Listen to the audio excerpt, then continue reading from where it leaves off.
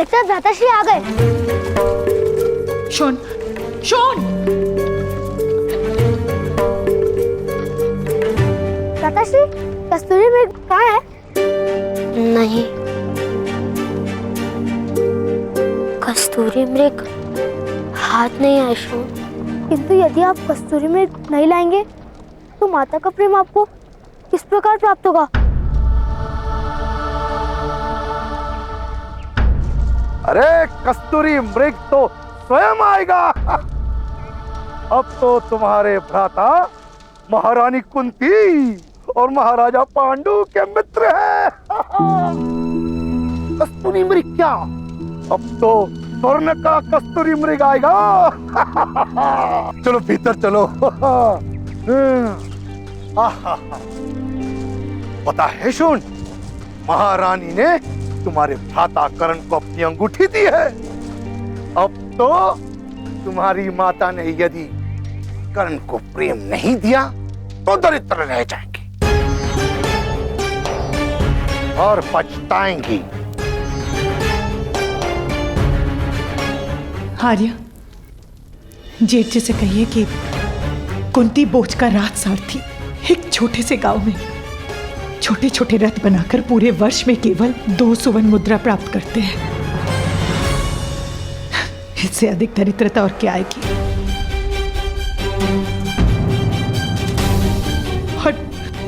और मैंने कहा था उसे कस्तूरी मृग लाने के लिए, मैंने कहा था धनुष उठाने के लिए, तो फिर उसकी मूर्खता का दंड मुझे क्यों मिल रहा है?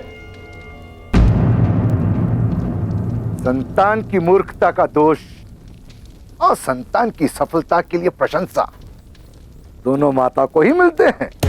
यदि तुम कर्ण जैसे चमत्कारिक और दिव्य बालक को अपनाओगी तो प्रशंसा तले डूब जाओगी, गर्व से फूल ही नहीं समाओगी।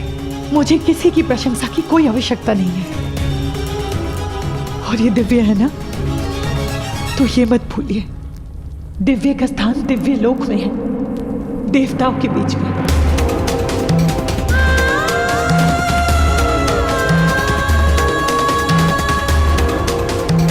मनुष्य लोक में हम जैसे साधारण मनुष्य के बीच में नहीं।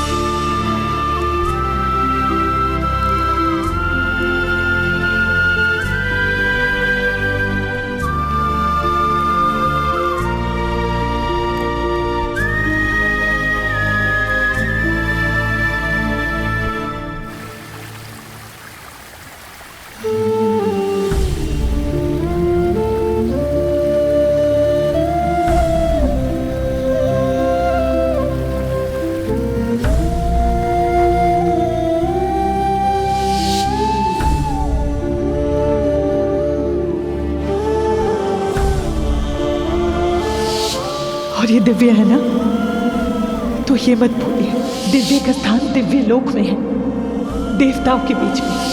मनुष्य लोक में हम जैसे साधारण मनुष्य के बीच में नहीं।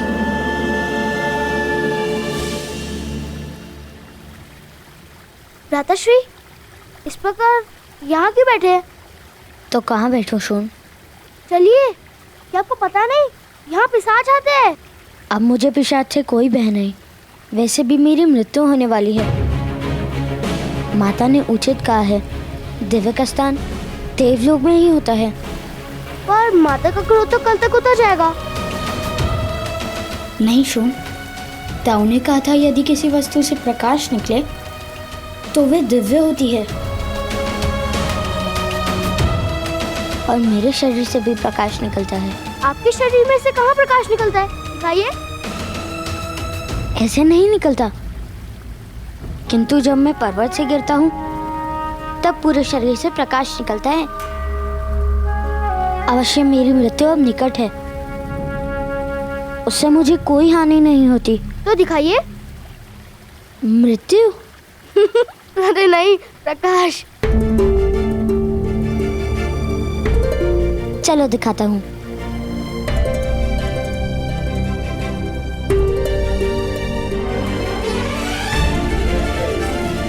पता चलोगे भ्राताश्री? अब अपना दिखा दो ना दिव्य कवच। ठीक है।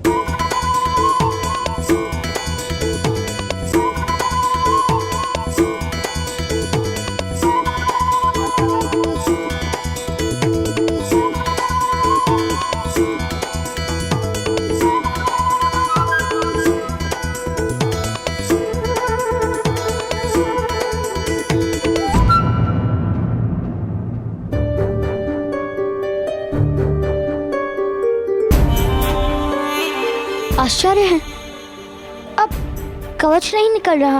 यदि कवच प्रकट होता तो कितना सुख मिलता ना। उस कवच के कारण पर्वत से गिरने पर भी मुझे कोई घाव नहीं हुआ था, रक्त भी नहीं निकला था। मैंने कहा ना, दिव्यता थी। हम सारे मित्रों को कवच दिखाते, सब आपसे भयभीत हो जाते। मैं मृत्यु से पहले स्वयं राजा की एक बार रक्षा भी कर लेता। हाँ, यदि राजा के सामने कोई सिंह आ जाता तो आप उसका जबड़ा चीर देते और मैं उसके कान खींच लेता। किंतु तुम्हारे शरीर से कहाँ कवच निकलता है? मैं प्रयास करता हूँ। आप मेरे भ्राताश्री हो ना, तो आपके और मेरे हाथ और पैर समान है, तो कवच क्यों नहीं हो सकता?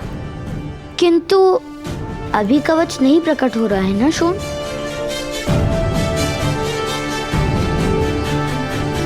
संभवतः पर्वत से गिरने पर प्रकट हो। मैं प्रयास करता हूँ। नहीं शून, ठहरो, ऐसा साहस करना उचित नहीं।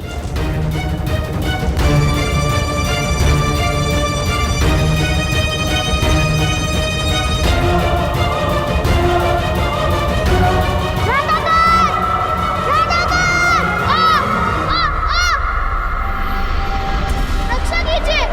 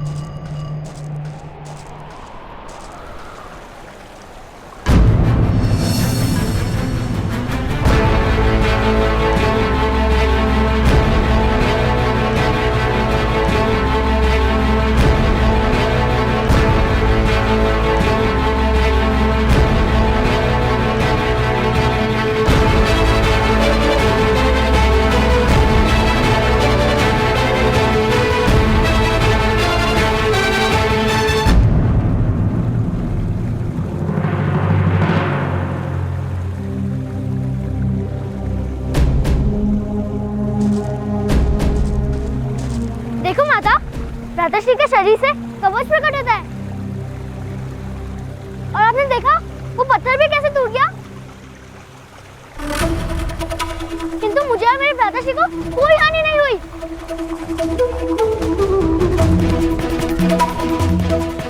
माता, अब से देखा मैं दिव्या हूँ ना।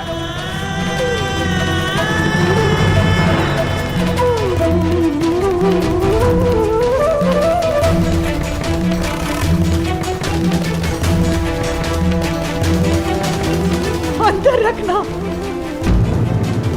विनाश हो तुम, मेरे शोध से दूर रहना। शोन, चलो।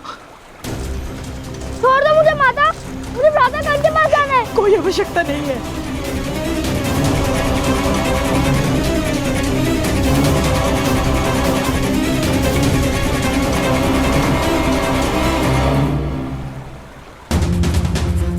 प्रातः काल दिव्य है माता, क्या आपने उनको दिव्य कवच नहीं देखा? अब हमें कोई हानि नहीं होगी। कर्ण स्वयं हानि है शोन। यदि तुम उसके साथ रहे तो तुम पर भी विपदा आ पड़ेगी। तुम क्यों नहीं समझ रहे हो शोन? कर्ण का कवच केवल उसी की रक्षा कर सकता है, किंतु वो हम सबके लिए मृत्यु का कारण बनेगा।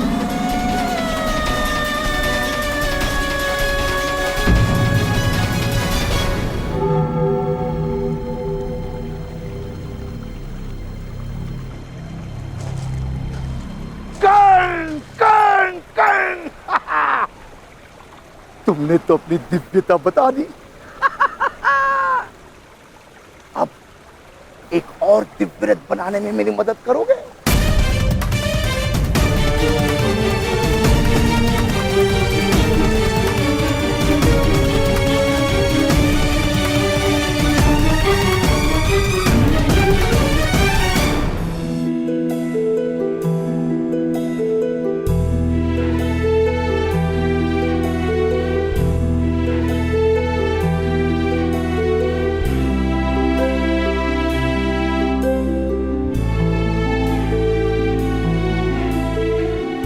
मेरी दिव्यता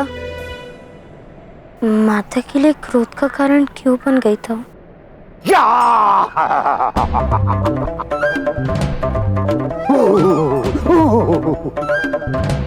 तुम्हारी माता भयभीत हो गई होगी।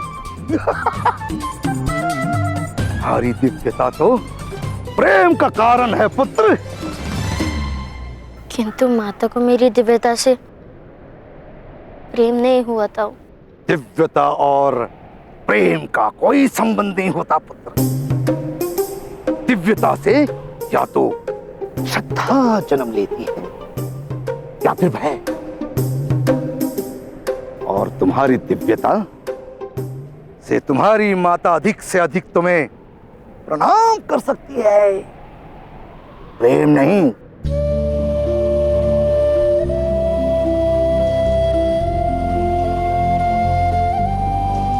माता से प्रणाम की अपेक्षा किस बालक को होती है ताऊ? मुझे माता के प्रेम की आवश्यकता है। क्या माता मुझे कभी प्रेम नहीं करेंगी?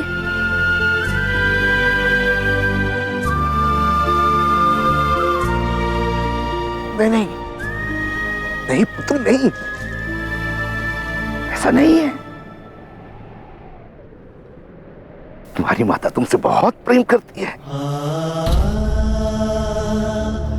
ईश्वर हो या माता, अपनी निर्बल संतान को सदा ही अधिक प्रेम दिखाती है। और शून में तुम जैसा चमत्कारियां तो है नहीं, शक्तियां तो है नहीं, बस इसी कारण तुम्हारी माता शून पर अधिक ध्यान देती है। हाँ।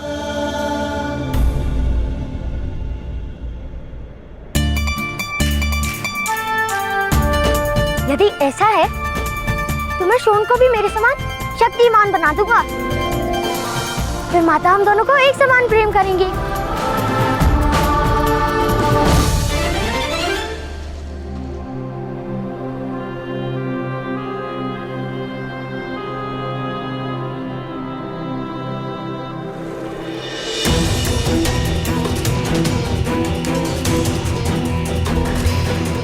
भगवान ने राजकुमारी को आश्वासन दिया था कि वो सदैव अपने पुत्र की रक्षा करेंगे।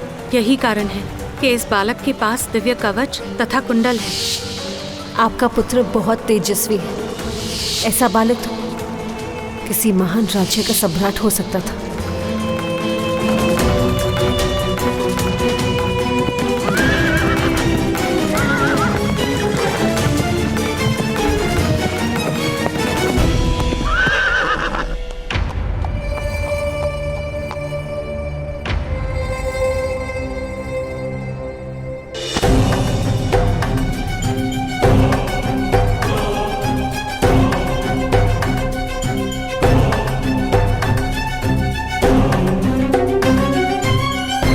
प्रणाम मध्यम महोदय। मेरे अश्वों को आज जल नहीं पिलाया तुमने। क्षमा कीजिएगा, किसी काम में व्यस्त हो गया था। मैं अभी जल पिला देता हूं। किस काम में व्यस्त है अधिरथ, बहुत अच्छे से जानता हूं मैं। स्वयं अपनी आंखों से देखा है मैंने।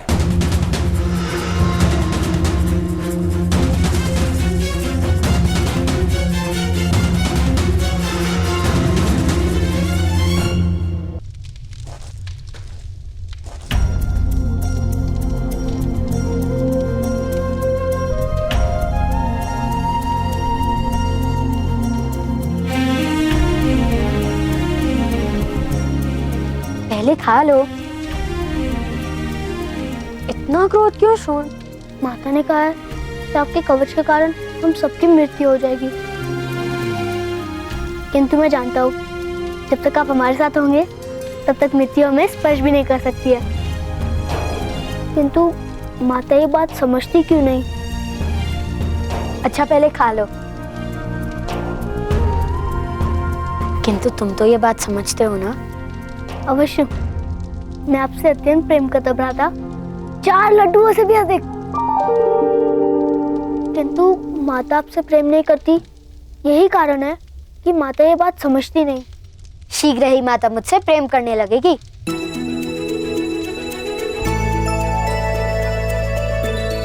मैंने माता का प्रेम पाने का मार्ग ढूंढ लिया है। अपने पुत्र को रोको, अन्यथा चिंता के स्थान पर भय और भय के स्थान पर दुख होगा। अपने पुत्र की दिव्यता के ढोंग का अंत करो। किंतु महोदय, कर्ण वास्तव में दिव्य है। उसकी दिव्यता ईश्वर का प्रसाद है। उसको गुप्त किस प्रकार रखा जा सकता है? सूतों को दिव्यता की अनुमति नहीं है।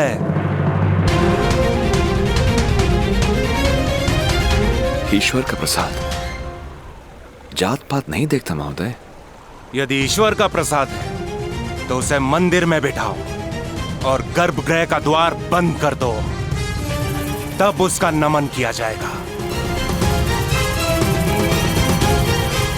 किंतु जीवन मंदिर में नहीं बीत सकता, उसे संसार में आना ही पड़ेगा।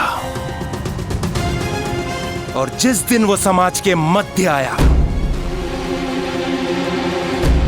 उस दिन उस पर जात पात का बंधन अवश्य होगा।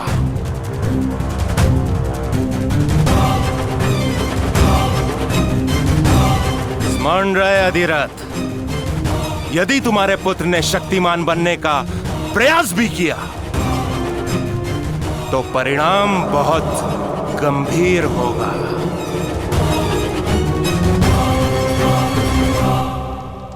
हाँ, मैं तुम्हें भी अपनी भांति महान धनुर्धर बना दूंगा। उसके पश्चात माता का प्रेम मुझे भी प्राप्त होगा।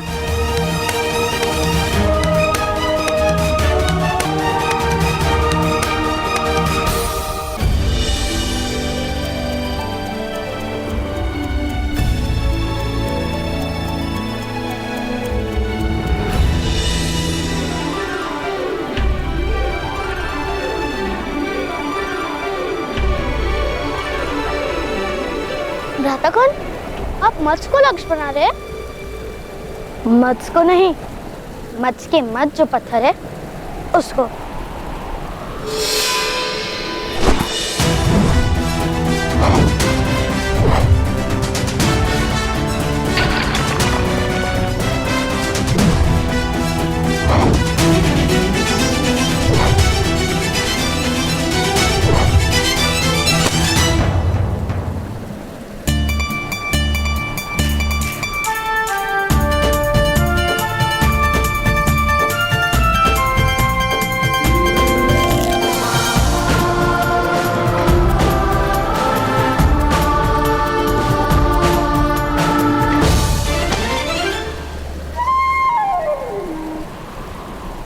प्रयत्न करो।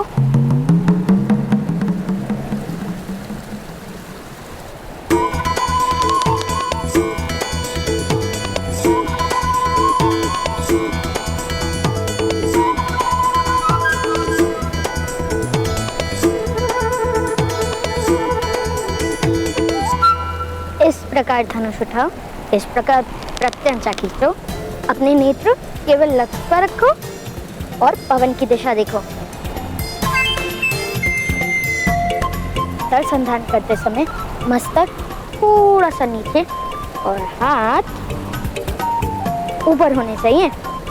ना मस्तक मेरी आज्ञा मान रहा है, ना हाथ और ना ये धनुष। मुझे लगता है मेरे कारण आपको माता का प्रेम कभी प्राप्त नहीं होगा। प्रयत्न करते रहो शोन, उस प्रयत्न से क्या लाभ होगा उसकी चिंता छोड़ दो। जाओ शोन, अब तुम फिर से प्रयत्न करो।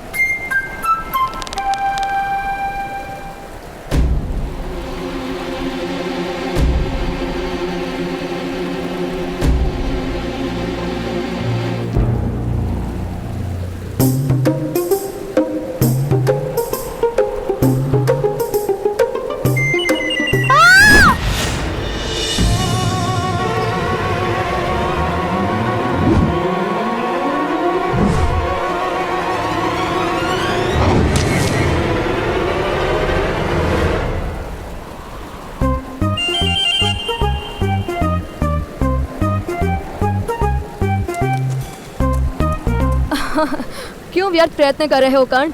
मेरे पिता कहते हैं कि धनुर्विद्या सूतों का कार्य नहीं है।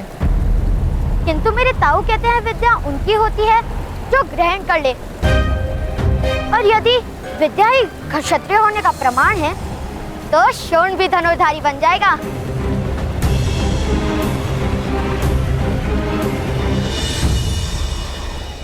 कर्ण के सामर्थ्य को समाज स्वीकार नहीं करेगा।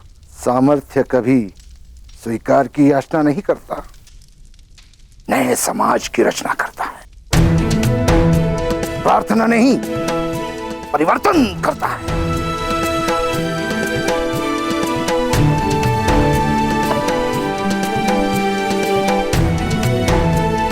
ऐसा ही आत्मविश्वास लेकर आप भी घर से निकले थे।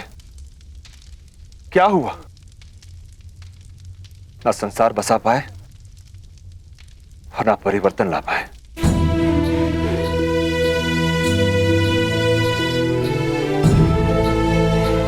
क्योंकि मुझ में सामर्थ्य कम था।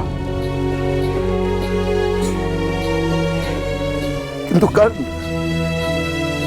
कर्ण दिव्य है, वास्तव में दिव्य है। अवश्य किसी देवता का प्रसाद है ये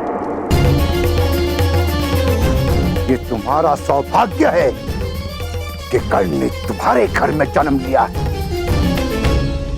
कर्ण वो है जो समय को बांधेगा, जो इतिहास का निर्माण करेगा, जो समाज में परिवर्तन लाएगा। मूर्खतापूर्ण बात मत करो। क्षत्रिय तो जन्म से ही होता है। तो क्या क्षत्रिय विद्या लेकर जन्म लेते हैं? हाँ अवश्य, इसीलिए तो कहते हैं धनुर्विद्या पर क्षत्रियों का अधिकार है। तो करो प्रदर्शन अपने क्षत्रिय होने का।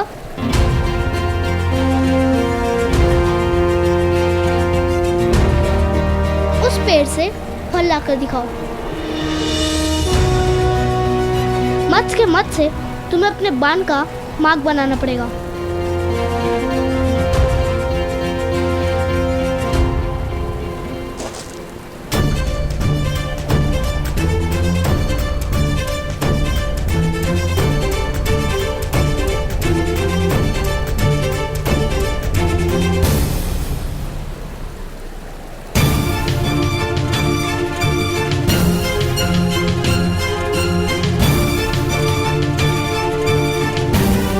प्रथम तुम करके बताओ। किंतु शोण अभी क्षत्रिय नहीं बना, उसकी विद्या भी पूर्ण नहीं हुई। किंतु तुम तो क्षत्रिय हो, तुम तो विद्या लेकर जन्मे हो। तुम ही लक्ष्य भेद कर दो। नहीं, मैं लक्ष्य भेद नहीं कर सकता। अर्थात तुम क्षत्रिय नहीं हो। तुम क्या मेरे साथ प्रतियोगिता करोगे? पहले तुम मेरे भ्राताश्री को पराजित करके दिखाओ।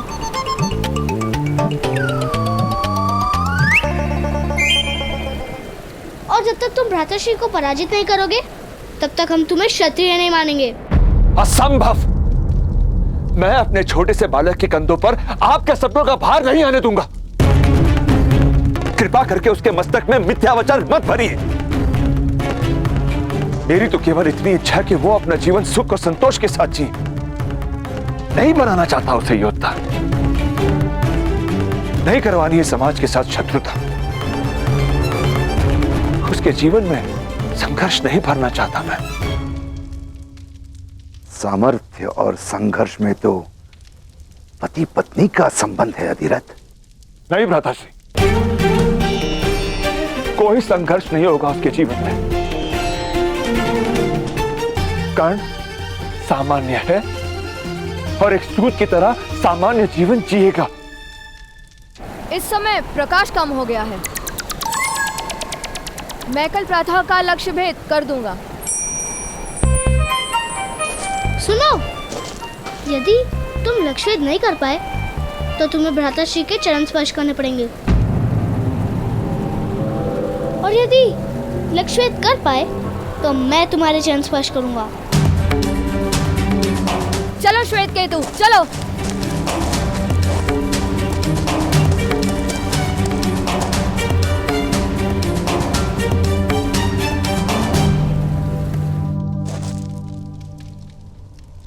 एक सूत के हाथ में रथ की धुरा होती है, धनुष नहीं। ताऊ ताऊ, वो उत्तम है ना? हाँ, कल प्रातःकाल उस उत्तम के साथ भ्राताश्री की प्रतिस्पर्धा निश्चित हुई है। आप चलेंगे ना हमारे साथ? भ्राताश्री और उत्तम धनुष से लक्ष्य भेद करेंगे, और जब उत्तम पराजित हो जाएगा तब वो भ्राताश्री के चरण स्पर्श करेगा। अरे वाह! ये क्या प्रलाप कर रहे हो तुम? कोई प्रतिस्पर्धा नहीं होगी, कोई लक्ष्य भेद नहीं होगा। किंतु पिताश्री, यदि प्रतिस्पर्धा नहीं होगी तो भ्राताश्री को उस उत्तम के चरण स्पर्श करने होंगे। तो कर्ण चरण स्पर्श नहीं, बड़ी बात करेगा।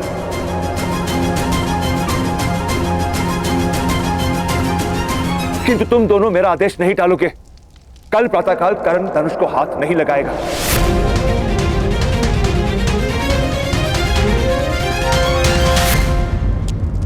पिताश्री, कल प्रातःकाल मुझे आपके साथ आने का आदेश दीजिए ना। क्यों पुत्र, सेना निरीक्षण में तुम्हें क्या रुचि? मुझे चरण स्पर्श करने में रुचि नहीं। मैंने एक भूल कर दी पिताश्री।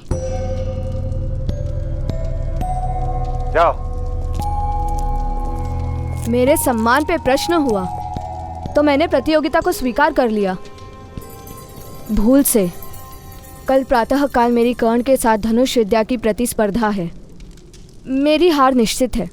वो सूतपुत्र अब भी ये साहस उसके पिता को चेतावनी दी थी, फिर भी यदि उसने कल धनुष का स्पर्श किया तो जीवन भर उस साहस के लिए पछताएगा।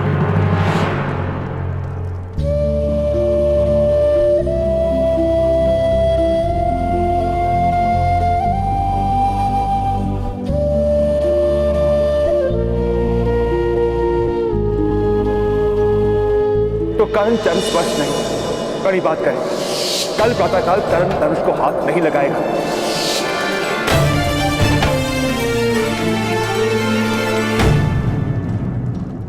तुम्हारी ओर से मैं उत्तम के चरण स्पर्श करूंगा। शोन,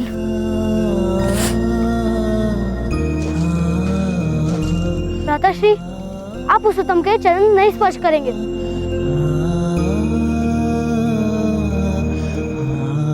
आपको प्रतियोगिता करनी पड़ेगी। पिताश्री का आदेश नहीं टाल सकते हम।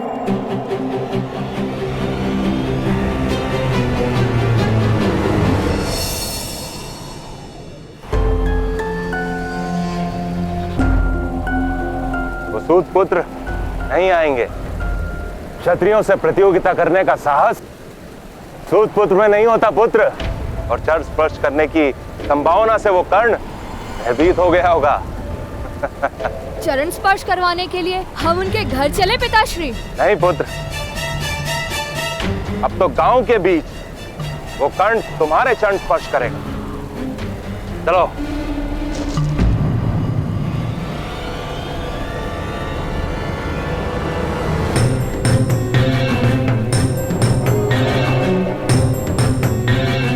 चलिए भ्राता, बाहर चलते हैं।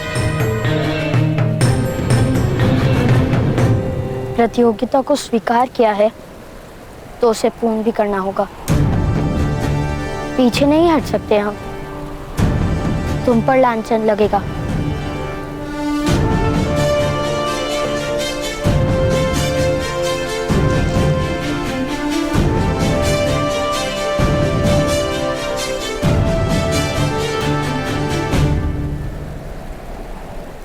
प्रतियोगिता करोगे कैसे सुपुत्र? तुम्हें तो धनुष चलाने का अधिकार ही नहीं है। उचित कह रहे हैं आप। पिताश्री ने हमें धनुष चलाने की अनुमति नहीं दी। अंत में तुम्हारे पिता को सत्य के दर्शन हो ही गए। आओ शोण, मेरे चरण तुम्हारी प्रतीक्षा कर रहे हैं।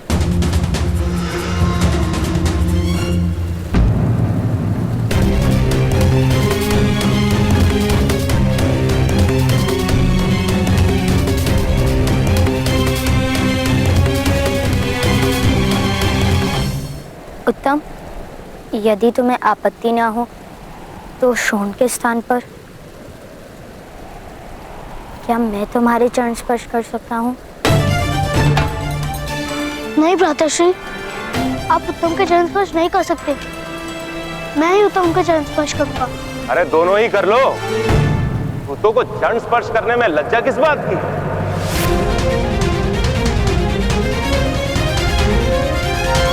क्षत्रियों के चरण स्पर्श करके अपने वास्तविक स्थान को स्वीकार करो।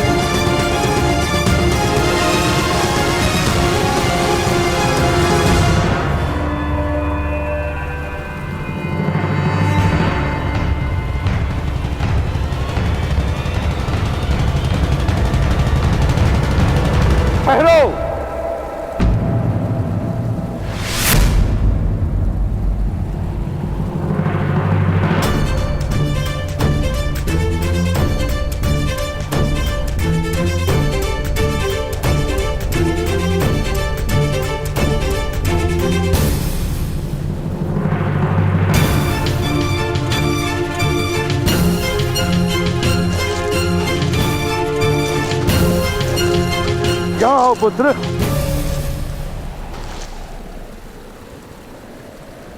मध्यम महोदय, जब सूतों को धनुष स्पर्श करने का अधिकार ही नहीं तो प्रतियोगिता का आवाहन ही मिथ्या था। जय पराजय का प्रश्न ही कहां उठता है?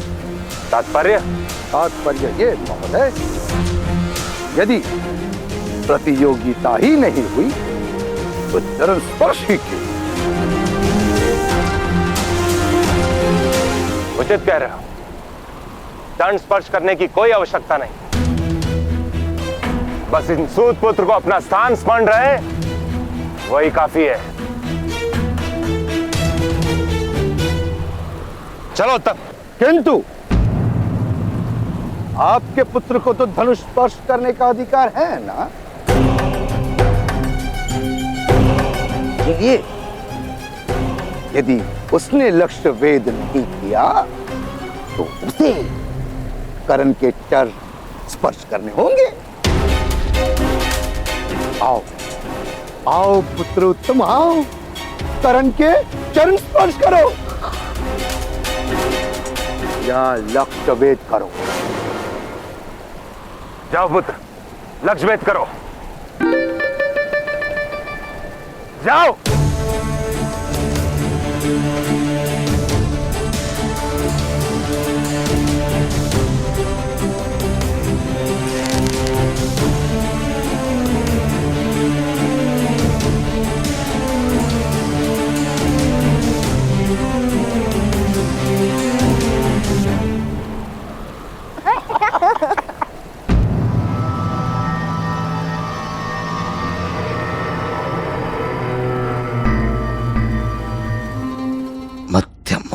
दीजिए कर्ण को अनुमति। पिताश्री ने हमें धनुष चलाने की अनुमति नहीं दी। अनुमति दी। आओ कर्ण, धनुष स्पर्श करो। जाओ पुत्र कर्ण, अपने सामर्थ्य का ज्ञान दे दो मध्य महोदय को। नहीं तो पिताश्री ने धनुष स्पर्श करने की अनुमति नहीं दी।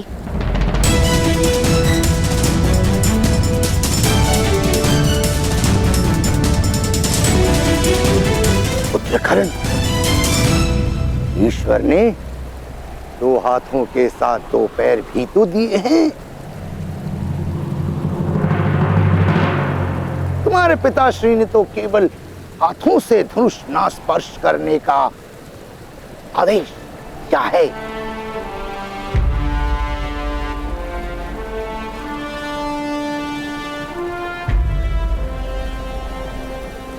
दिव्य दृष्टि से बाण शक्ति से जीत